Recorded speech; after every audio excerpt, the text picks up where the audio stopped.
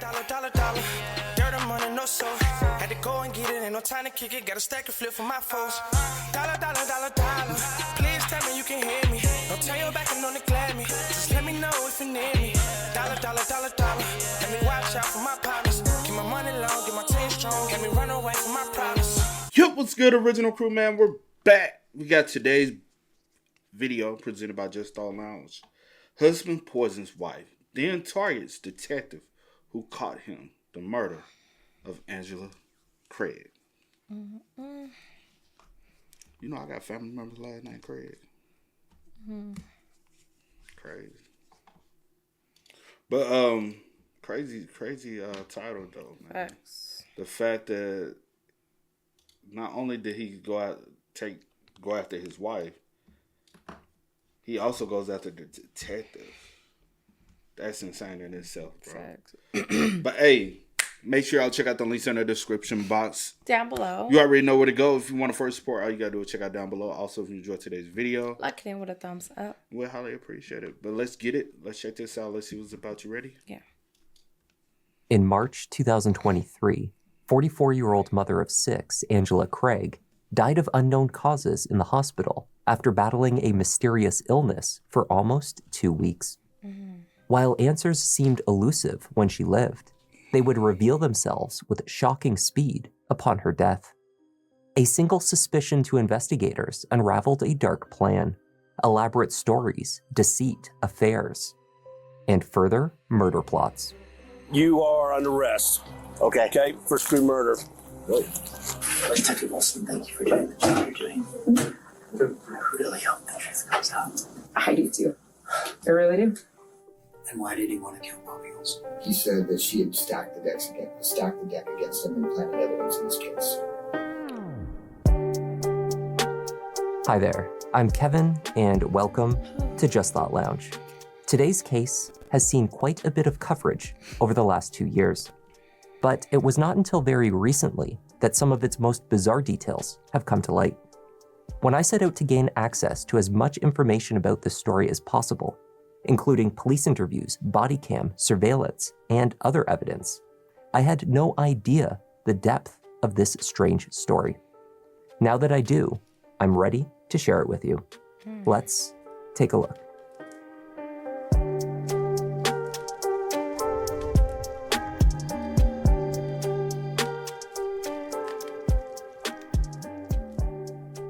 Before we get into today's case, if you're looking for another immersive story that will leave you questioning the ethics and legality behind a murder case, here's a podcast that you won't want to miss. On Revisionist History, The Alabama Murders, best-selling author Malcolm Gladwell takes listeners back to 1988 Northwest Alabama, wherever you get your podcasts. At just past 11 a.m. on March 15th, 2023, 44-year-old wife and mother Angela Craig, with the assistance of her brother, checked into University Hospital in Aurora, Colorado. For over a week, Angela had been experiencing strange and unexplained symptoms, amongst them severe headaches, dizziness, vomiting, and low blood pressure. 3 hours after her arrival at the hospital, Angela had a seizure.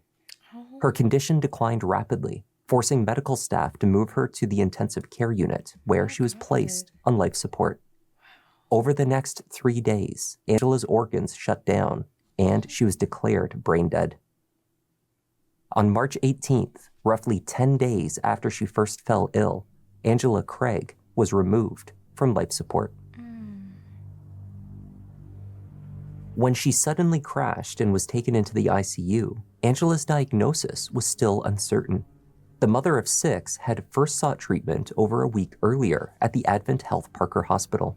At that time, she had an MRI, a CT scan, and blood work, but was sent home after nothing was found. The next day, however, she was back at the ER.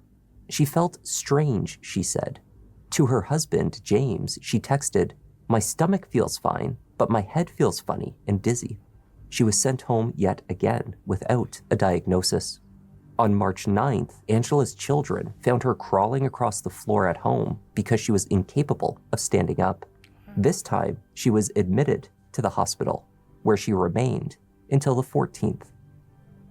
Her discharge from the hospital on that day did not seem premature, as her tests were coming back normal and her condition stable. Nonetheless, she was admitted to University Hospital the very next day, where she experienced the seizure that led to her death. Her husband looked on as medical teams descended upon her room, trying desperately to save her. With Angela's condition still precarious, a nurse discreetly placed a phone call to the Aurora Police Department. Hi, my name is Chelsea. I am one of the forensic nurses here at University Hospital. I am needing to make a mandated SBI report, IPV, and need an officer response. We have a suspected potassium cyanide poisoning. Angela's husband, Dr. James Craig, dressed in a set of blue scrubs, sat nearly motionless outside of her hospital room looking on, occasionally being informed and consoled by hospital staff. He looked down at his phone, messaging family, friends, and the 6 children that he and Angela shared, offering updates and prompting them to get to the hospital as quickly as possible. One of James's messages was to his business partner, Dr. Ryan Redfern, who owned the dental clinic where James ran his practice. Upon hearing of Angela's condition and her symptoms, Ryan arrived at the hospital under the guise of offering support to his partner.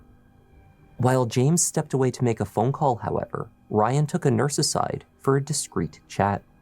2 days before, he and an employee at their dental practice had come across a curious package delivered to James Craig.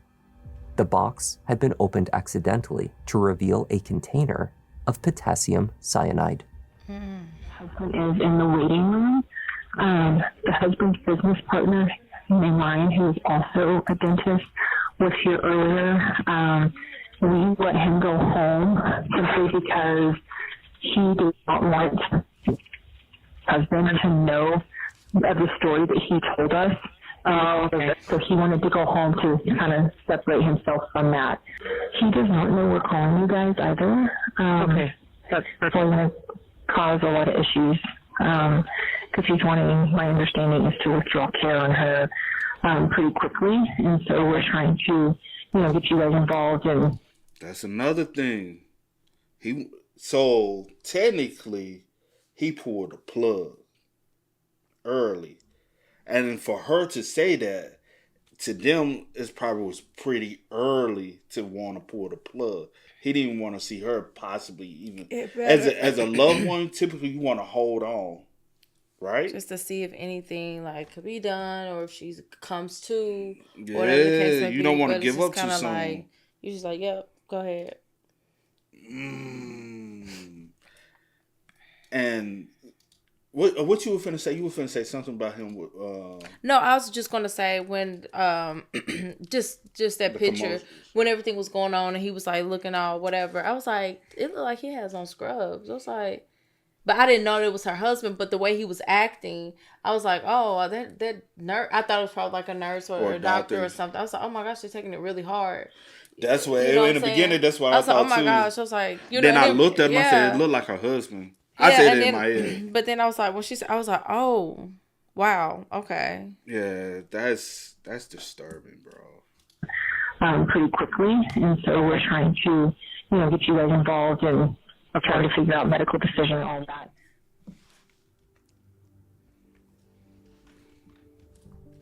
Angela Craig was born in Kansas, the youngest girl in a family of 10 children. As an adult, she remained close with her siblings. In December 1999, Angela married James Craig. Over 23 years of marriage, they had 6 children. For the last 15 years, she and James had made Denver their home. Angela, a devout Mormon, was fiercely dedicated to her family. After her children, Angela's faith was said to be her greatest passion, though her interests stretched beyond the church. She loved family history, interior design, woodworking, reading, and mystery shows. In the days before Angela fell ill, she had been visiting family in Utah, where she attended a genealogical convention with her sister, uncovering family history while fitting in quality time. Her loss obviously came as a devastating blow. The family needed answers. In the immediate aftermath of her death, investigators believed they had them. Over the objections of her husband, an autopsy was performed on Angela Craig. Its conclusions seemed to confirm the concerns raised by James's business partner. Results showed Angela ingested lethal doses of cyanide and tetrahydrozoline, an ingredient found in Visine. Arsenic was also found in her system. Arson. Oh, wow. My name is Dr. Jim Craig, and I practice at Summerbrook Dental Group. My approach to dentistry begins with sincerely listening to the patient and wanting to find out more about where they're coming from and what they're looking for and what they want. Aurora police obtained a warrant for James Craig's arrest and located him with his brother just past midnight on March 19th. Oh, how are you? Great, how are you doing? Well, yeah. Hi. All right, Bob. You are under arrest. Okay. Peep this, peep this, peep this. He gets out. He's chipper as fuck. Your wife just died. Yeah. Then. And then he asks you how you doing. You like, oh, I'm doing great. Why would you be doing great? Your wife is how long is a day? Yeah, because she was moved from life support on the 18th. It's the 19th. Yeah, it's literally a day, and you talking about you're doing great? No. And then you see how the brother was moving. He's mourning. How are you doing? Well, yeah. Hi. All right, Bob. You are under arrest. Okay. Okay, for screw murder. The office manager, a woman named Caitlin at Summerbrook Dental, told investigators that she noticed strange things around the office. On March 6th, towards the end of the day, she found James in the back medical area known as Exam Room 9. The lights were turned off, and James was using the computer. She thought this was odd because the dentist had a computer in his office, as well as a personal laptop he took home with him each night. With this curious observation in mind, investigators zeroed in on the activity from this computer. What they found was a search history brimming with queries about poisons. Beginning on February 27th, the history showed searches for how many grams of pure arsenic will kill a human, and is arsenic detectable in an autopsy? YouTube searches returned videos for top 5 undetectable poisons that show no signs of foul play, how to make poison, and the top 10 deadliest plants they can kill you. Poison. It plays a huge part in murder, mystery, and fiction. And in today's It's All Viral video, we're going to be bringing you the top 5 poisons that are nigh untraceable. Do you think videos like that should be on YouTube? I guess they say it for educational purposes, but... Yeah, it would be for educational purposes. But who needs this as an educational purpose video? You get what I'm saying? Yeah, I don't think that the information itself is what people do. Like the people that seek and look into this stuff to try to do harm. Like, I think that's the issue, which you can't, I guess, control it. But yeah, I get what you're saying. It shouldn't, I guess, be like as easily accessible to be able to just do a little. Because my thing is, the people who would need to know this information wouldn't have to come to YouTube for the information. It'd be in the textbook. It'd be in But you could just Google it, though. That's also something that you could just Google, too. So it's kind of like, I don't know. Now, what you do with this information, well, that's up to you. Even more damning, queries for chemical suppliers ultimately led to James Craig's Amazon account. On the account was a purchase of arsenic metal made on the 27th, when Caitlin observed the dentist in the darkened room. The package was delivered to James's address in Aurora, and it showed an arrival date of March 4th, the day before Angela returned from Utah. 2 days after that, Angela was released from the hospital for the first time. The computer from Exam Room 9 showed an order placed on that date for 1 milligram of oleandrin. James ordered 3 of them. These packages were intercepted by FedEx, however, and never delivered. Oh. Undeterred, investigators found a confirmation email for the purchase of potassium cyanide on March 8th from a company called Midland Scientific. In an email exchange with the company, the dentist claimed that he was a surgeon performing a craniofacial reconstruction. He would be using the chemical to check and see if it will help with the layering of alternative metals. His order of the cyanide was then approved. James requested that it be shipped overnight. Y'all do know also, they could have easily found this information out and tracked it too. Your credit card is stupid. Like, just the fact you're trying to access and get things that's easily traceable. Just in case his supply of poisons was insufficient, at 10:16 p.m. that same night, James used his credit card to purchase 7 packages of Visine eye drops from a King Soopers store. The charges first-degree murder. Or you can give them to him. Deliberation. And so You take his gloves for me. a bond won't be given until a preliminary hearing, which is usually within 30 to 60 days. Just for you and the family, I mean, obviously this is shocking. From our standpoint, he's responsible for Angela's death. Okay? There's no doubt in our mind. Okay? It's hard to wrap your mind around that, and I understand, especially for these poor kids. But, you know, we would obviously take him into custody this quick if we were not sure in our minds from our investigation that he's responsible for her death. Okay? Okay, so in this case then, are we just supposed to proceed through the funeral without him? Yes, he's not going to be able to get out of jail. I mean, if you Will he guys... be able to attend the funeral? No. James sat down with Detective Bobby Olson, who read him his Miranda rights. The dentist was reluctant to speak freely, yet also seemed hesitant to shut down the conversation entirely. He spoke with Olson for over 20 minutes about the reservations he had in offering his version of events. He insisted, however, that there was an explanation for what appeared on the surface to be damning evidence of his guilt. Do you have an arrest warrant for the murder of Angela? Oh my gosh. So I know that, you've expressed a few times that you have the answers and want to tell us. I just want to give you that opportunity. I haven't had my phone, so I haven't been able to talk to the attorney that I reached out to, because as you can imagine, this is terrifying for me.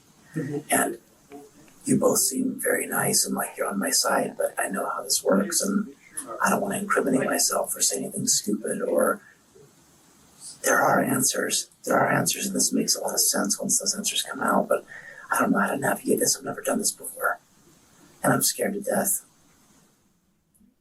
By the time James sat down with detectives, the data from the computer in exam room 9 had already offered a roadmap of how James had planned the murder of his wife.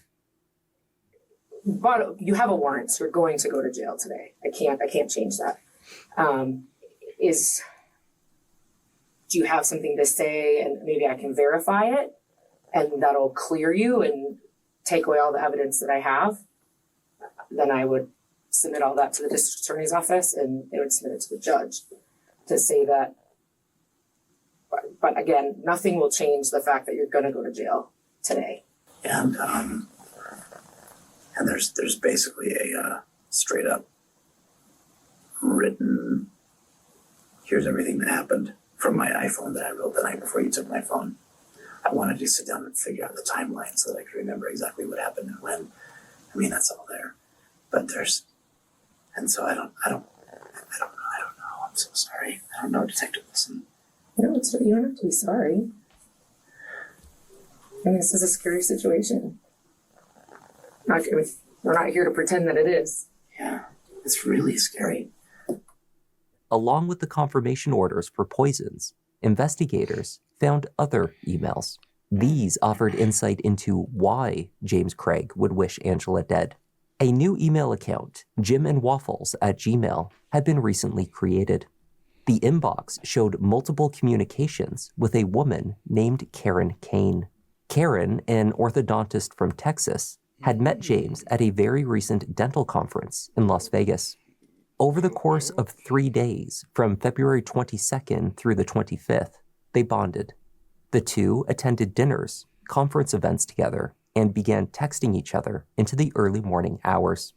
By the time he left Las Vegas, James was declaring his undying love for Karen Kane. If you want an attorney, we absolutely respect that and understand that. You're not the first person to tell us that you feel more comfortable with that. We would just wait until you or your attorney reach back out to us. I guess I probably better. Wait for an attorney? Okay. Detective Wilson, thank you for doing the job you're doing. I really hope the truth comes out. I do too. I really do. They think he a slick talking. Boy, you ain't talking your way up out of that. James's newly created Jim and Waffles Gmail account appeared to be used exclusively for plans to poison Angela and to reunite with Karen Kane. Karen planned to travel to Denver on March 8th. At the same time, James began researching and ordering poisons. Angela, having returned from her family visit in Utah on March 5th, fell ill the next day. Detective Olson did not believe that the timing was coincidental. No. But they found no evidence at all that Karen was in on the plan, only that James had purposefully deceived her. Hi, Karen? Yes. I'm Sergeant Lawnecker with the Aurora Homicide Unit. We've taken Jim into custody for homicide, and I was wondering if you have a minute to speak with me. Can I, Yeah, get dressed, yep. Investigators found Karen in her hotel room in Denver. She was there to visit James Craig. Unfortunately, I think he's told you a very elaborate story, of which probably most of it, if not all of it's nonsense.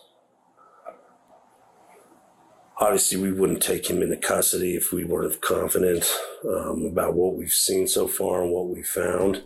And, you know, I wouldn't have found you at this hotel. I'm sorry, I'm not laughing at this. See, That just be so. So He looked. He wanted to know her name. He looked her up because since she, you know, she's an orthodontist, so she's easy to be so found. easy to be found, and she has a whole family too. So I'm irritated by that. The fact that you feel like you got to take your wife out to be with this woman. She got a whole family, and you not thinking about your family. You done traveled all the way to Denver. This is her, right?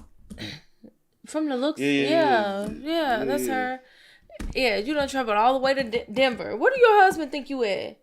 What do you lie and say, hey, I'm going on another conference or something? Like, I'm so confused. That's so effed up. But anyway. But I don't know how old these photos are. Say for instance, I don't either. Say for instance, she could. divorced Yeah, at the time. you're right. She could have been. They could have been old photos. But if that's not the case, if it's not the case, and she does have a family, which I hope not. But anyway, okay, you can rest play. Sorry, guys. That's crazy though, bro. What she got? No, he said Texas, but what part? Like what's the nerve? Like BC. Oh, she milking it, bro. Let's go back. She milking it. Oh, look. I see. Yeah. And, you know, I wouldn't have found you at this hotel if we didn't know all this stuff that's been going on. I don't know what kind of communications he's had with you about his wife and what's been going on with her. We have noticed that you seem to come to Denver when his wife was in the hospital. And I don't know if that's just what kind of timing is, you know, that is. James told Karen that he had filed for divorce from Angela the previous month. He had not. He told her that his wife had a history of harming herself and that she had previously taken medications from his dental practice in order to do so. There was no proof that she had done anything of the sort. As James kept Karen in the loop with updates relating to Angela's declining health, he also implied that his wife was behind it all. She was depressed, perhaps over the pending divorce. These claims formed the foundation of James Craig's story, that his wife was poisoning herself. Explain that to me more, though, that she got drugs from his office. Like he got her drugs from the office? No, he said when she had attempted in the past that he would have to figure out what it was that she took so that he could reverse it. And I was like, well, where would she get this stuff? And he said, well, she had taken stuff. She used to work at his practice, I guess, and she had taken stuff out of the safe, or I don't know how they store the meds in practice, but He's never told her he wants a divorce. He's never told her. There's no talk of him moving out with the kids. She has no idea anything about a divorce. He's purchased poisons, and she's now dead because of poisons. A lot of the things he's told you, assuming you've told me the truth, are all nonsense. All right? You got my card if you think of anything or you got any questions. nobody, because he told me he had specifically requested a tox screening on her because of his concern. It's because he knew that the poisons he used wouldn't show up. You're suspecting cyanide, and cyanide doesn't show up on a Suspecting arsenic, I'm suspecting cyanide. tox screening. We've got all of his search history for Google on him planning this whole thing out. It was not only James's search history that was revealing.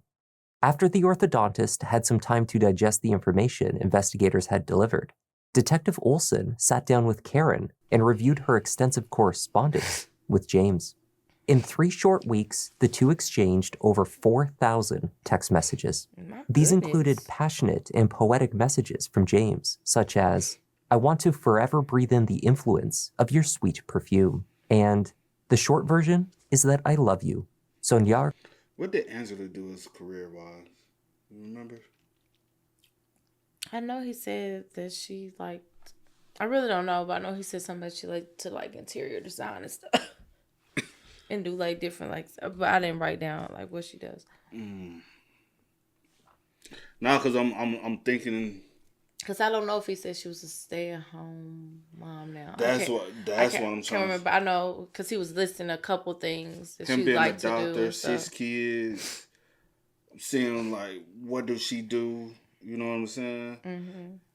Not trying to give him an out or anything. I'm just trying to understand. Like he's like, oh, she's an orthodontist. We can be a pal. You get what I'm saying? Why don't you just get a divorce? But he probably like, I'm gonna lose everything if I get a divorce. You know. Conmigo, my eternal love, and may heaven let us bloom together forever. James also texted Karen extensively about Angela. My bad. Did I just see I love you? James also texted... Yeah. And that's coming from his end. Right? Yeah. You let me go. Sorry, y'all, with my coughing. Let me go confirm. Yeah. Yeah. Because it's her phone. Damn, my boy. And then certain things can't send. Yeah. Karen extensively about Angela. I love you. And then he's telling you she's not feeling well. And then he texted me from work. We were just texting back and forth at work. And he was like, hey, super important aside. Kids said Ange wasn't feeling well, went to lie down. I couldn't get her to respond. She said she felt dizzy and has blurred vision. I came home and been doing homeschool with the girls, but she looks super pale. I'm going to take her to urgent care. She had some pre-workout drink this morning and rode her bike hard for about a half hour. I thought maybe she was just tired, but this is something more. Why are you trying to... it's the things he's trying... He tried so hard to... But also what's bothering me is the fact that you said that you filed for a divorce or whatever the case may be, but you come home, she's whatever, all it is. You already have the knowledge that they still stay together. My thing is, in my head, just from what he's saying that she did, and you come home, she's riding a bike, all this stuff. My thing, I'm like, I'm not about to converse with you, period, until your voice. Go ahead. Go. She don't care because she's still married. Look at the ring. I'm confused. I have so many questions. Because it's so disrespectful on so many levels, and the fact that you felt the need to have to take your wife's life, leave 6 kids without a mother, is the most selfish and like. Did you peep that though? I'm peeping a lot of stuff, but you ain't peeped that. I peeped the ring, but I didn't peep what head it was on.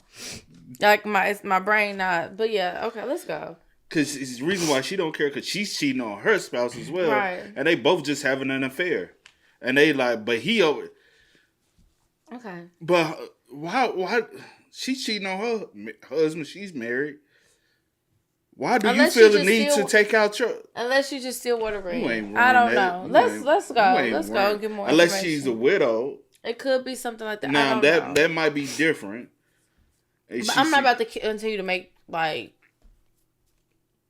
I need to know for sure. I'm not going to say maybe it's this, maybe it's that, maybe it's this. No. I'm making assumptions. Just FYI.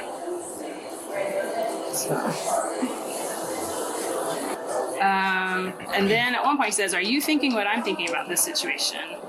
And I thought maybe she was faking it because she was, trying to reach out, whatever. So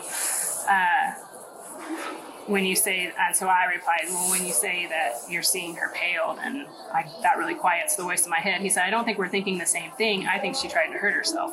I said, oh, no, I wasn't thinking that. But I did think that initially, but maybe move away from that thought. Are they doing toxicology? I said, I can't think of what she may have done that would result in these kinds of symptoms. Notably, while he sat in the hospital, watching medical staff fight to save Angela's life, James was texting Karen, even sending her a photo of his view into the hospital room. He said, feelings, I'm divorcing a woman who's the mother of my children who seems to be trying her hardest to die. She said, it's making me feel super, super guilty. And then he sent me that she had crashed and they had intubated her and that her blood pressure was really low, 3 p.m. The picture? Mm-hmm. This is a whole picture, bro. It was roughly 3. Also, in her mind, she can freely just have a conversation with this man about... p.m. when James texted Karen, crash, intubated, along with the photo. They had a brief phone call from the hospital. Then, maybe an hour later, James texted that he was about to tell his children that their mother had no brain activity. Wow. Karen responded by offering love and prayers to him and the children. Thank you. That's going to be so heartbreaking, James wrote of breaking the news.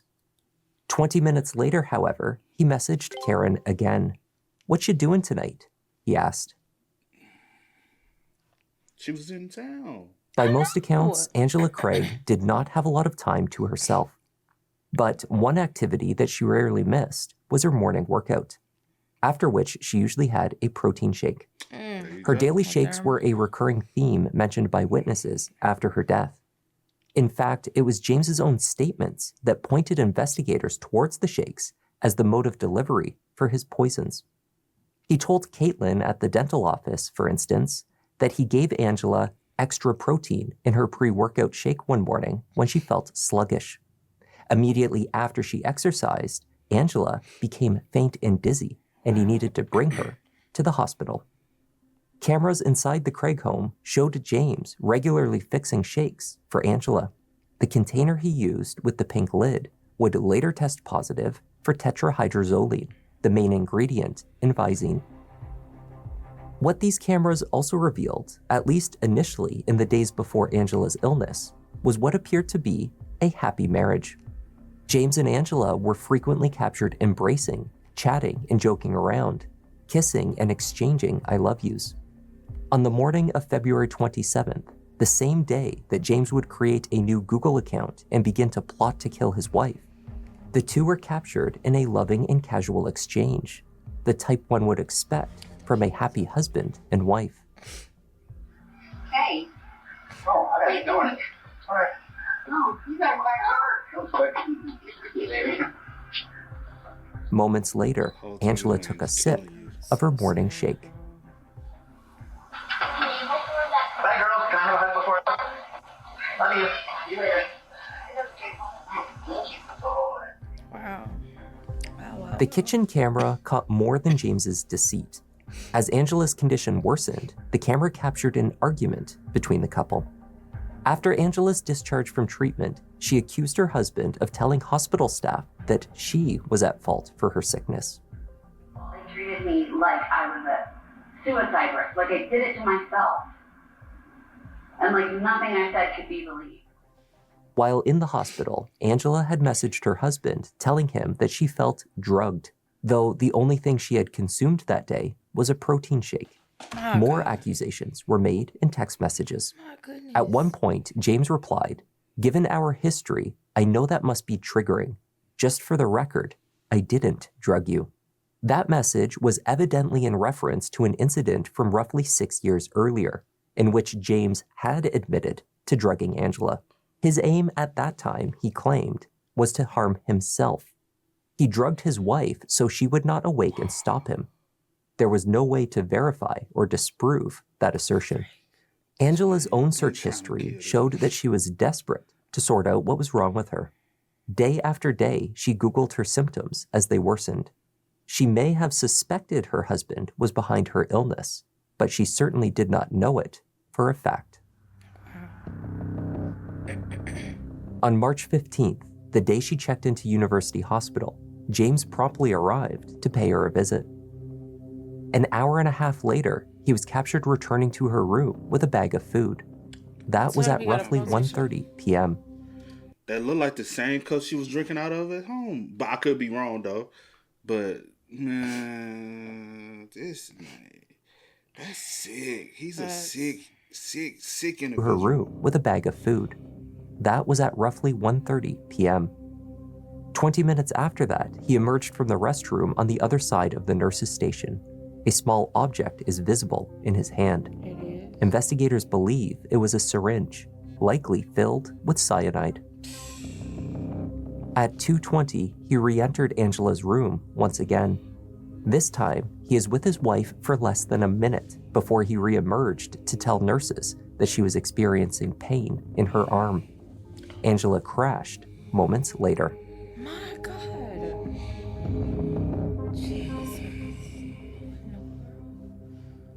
James was held without bond awaiting trial for first-degree murder. He maintained that Angela had schemed to make herself ill. He told cellmates in the county jail that there was proof of poison containers in his home with her fingerprints all over them. Somehow, suspiciously in his opinion, these pieces of evidence that would exonerate him, or at least support his defense, were never turned over by police after they searched his house. The truth, according to James Craig, was that his wife asked him to order the poisons. It was her plan, not his. He blamed Detective Olson for framing him.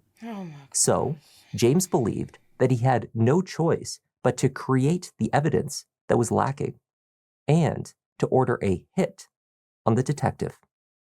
A cellmate of James Craig's, named Nathaniel Harris, came to law enforcement with a bizarre series of allegations against the dentist. He claimed that he had gained James's trust while they served time together. At first, Nathaniel claimed that James asked him to find witnesses who could testify that they knew James's late wife and that she had confided her plans to them. He offered to pay. James also requested that the fake witnesses use Photoshop or a similar program to create photos of them with Angela to support claims that they were old friends and confidants with whom Angela would share her deepest secrets. Some of my gang tattoos from prison, and he was asking me questions about those. That sparked off, do I know anybody that would be willing to lie for him, to be a witness? I told him that I was going to my ex-wife, and my ex-wife and her sister would be more than willing to do that. And he said that there'd be a blank check that halfway through, once they had convinced Harvey, his lawyer, that there were legitimate witnesses, that he would pay them both $20,000 or $10,000, half of it $10,000 at the beginning, and then $10,000 later down the line. After James believed his plan had been set into action, he began asking Nathaniel about hired killers. The dentist had 3 targets on his list. First was an Aurora deputy whom he claimed had been awful to him after his arrest. The second was Detective Bobby Olson for framing him. The third and final person he wished dead was his old cellmate, a man named Rodney. That ex-cellmate had originally offered to assist him with locating fake witnesses. But instead of doing so, police had discovered the scheme. James believed Rodney had turned him in. Wow. And he had told me the whole story about how he had basically done the same exact thing that he was doing with me and my ex-wife. And that guy had turned around and turned him in. And why did he want to kill Rodney? For turning him in. And somehow his daughter was involved in it. I'm not sure. I can't remember. There was so much information so fast. When you say his daughter, James or James' daughter? Jimmy? Jimmy. What do you call him? Jimmy. I call him Jimmy. Jimmy. Yeah, his daughter. Jimmy's daughter, not Rodney's. Yeah, Jimmy's daughter was involved and had gotten a Class 6 felony. I think he said, or was it him that got a Class 6 felony? I can't remember which one, but I know his daughter was implicated and he said he was going to have to take the fall for that. Another scheme was revealed to police by James's eldest daughter. From jail, he had written her a letter that contained detailed instructions. First, he asked her to purchase a new laptop. She should use it to research and recreate a deep fake video of her mother speaking with her father, asking him to buy poisons for her. Wow. When the AI video was produced, she was to dispose of the laptop, discover the video evidence, and tell no one of the plan. It would prove his innocence, he claimed, because investigators had framed him. Instead of following the instructions her father gave her, James's daughter went to the police with the letter. Good. I've been around killers for the last 20 years in prison. And I can tell by just talking to somebody. There's a distinct trait with people that are sadistic and murderous carry. Mm-hmm. That's what has always intrigued me to even talk to him. But he swore up and he was so happy all the time, right? And everybody's like, "Oh, he didn't do it. He's not even worried about anything."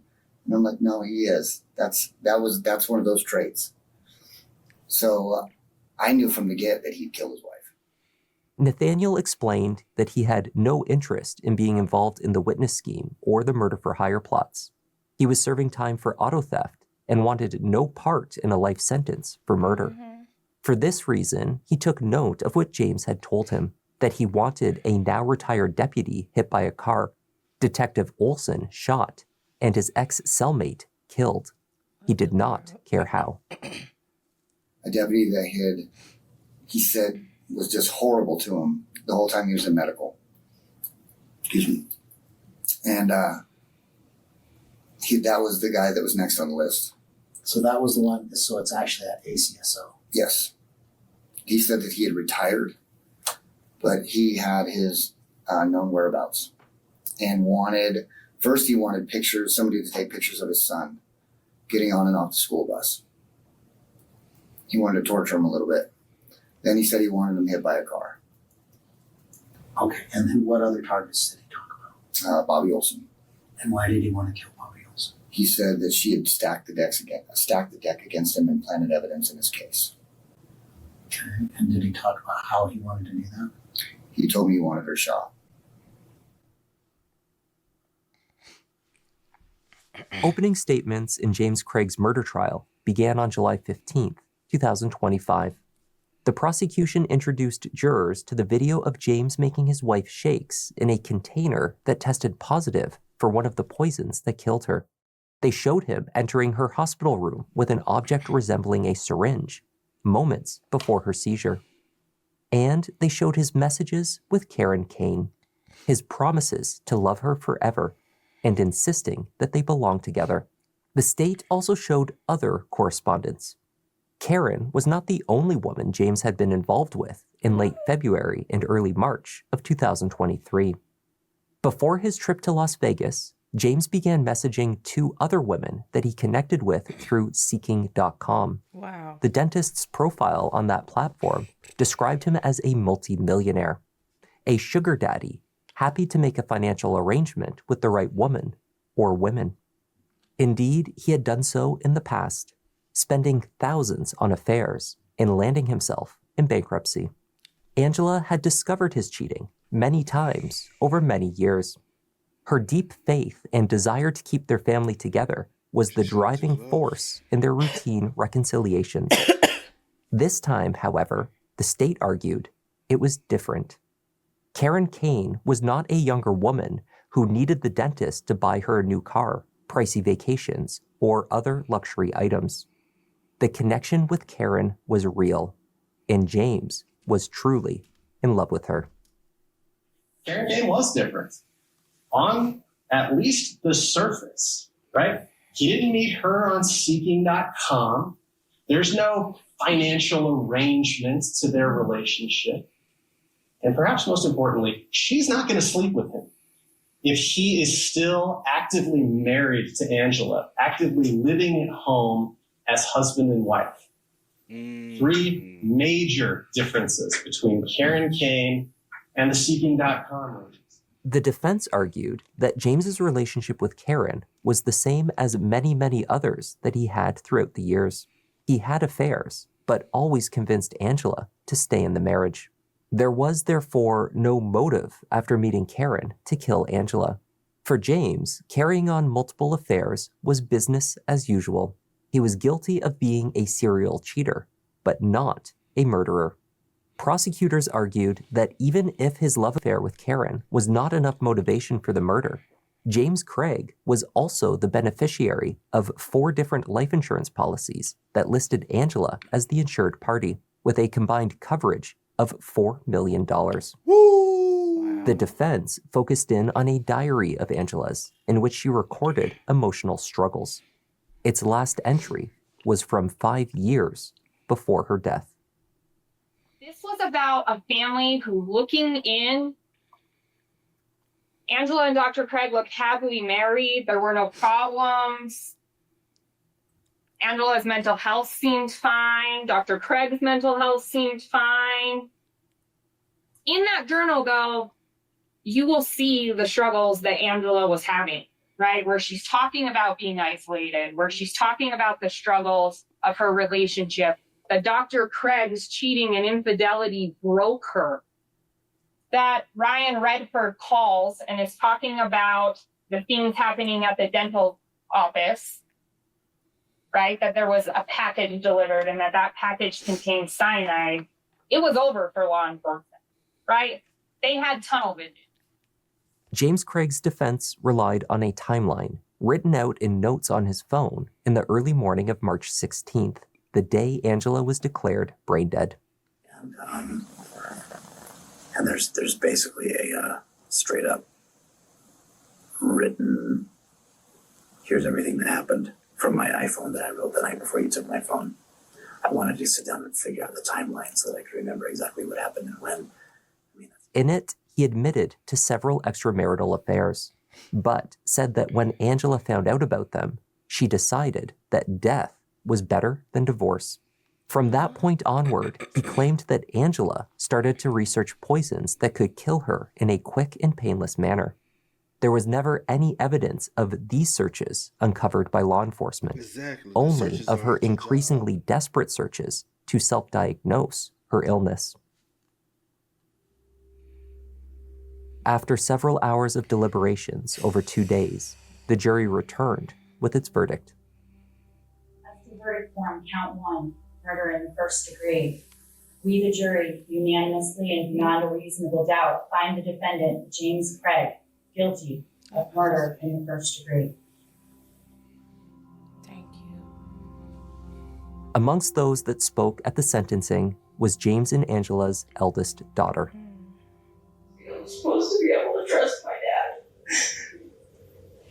dad. He was supposed to be my hero, and instead he'll forever be the villain in my book.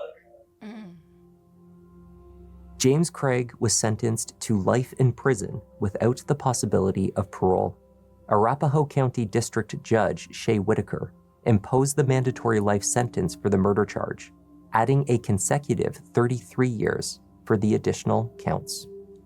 Clearly, Craig wanted out of his marriage, but was unwilling to face the consequences of divorce, especially a divorce initiated by him. He gave in to greed and cowardice, ultimately treating Angela. Let me ask you this. You think if she had said, hey, I want a divorce, you think he would have went with it? Because she would have been the one foul? Because then he could spin the story any type of way he wants to. Because he did, like, marriage is a two-way street. Yeah, if you wanted out possibly. of it, you could have filed a divorce. Possibly. I can't say for sure. Yeah. Him. He gave in to greed and cowardice, ultimately treating Angela as an object, an obstacle to the life he wanted.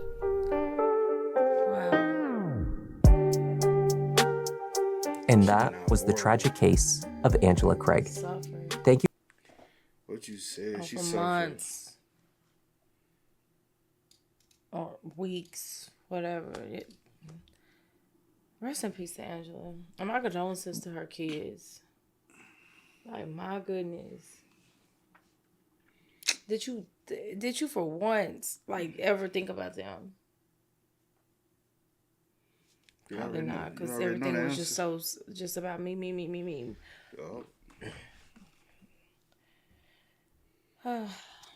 Hey, man. Y'all spam us up. Y'all let us know y'all thoughts about it for us in the comments down below. But until next time, y'all know how it go, man. I do go by the name DJ New Kid. This is Sierra Nicole. We are. Kid and C. We are. Ain't no time to kick it, got a stack of flip for my foes. Dollar, dollar, dollar, dollar.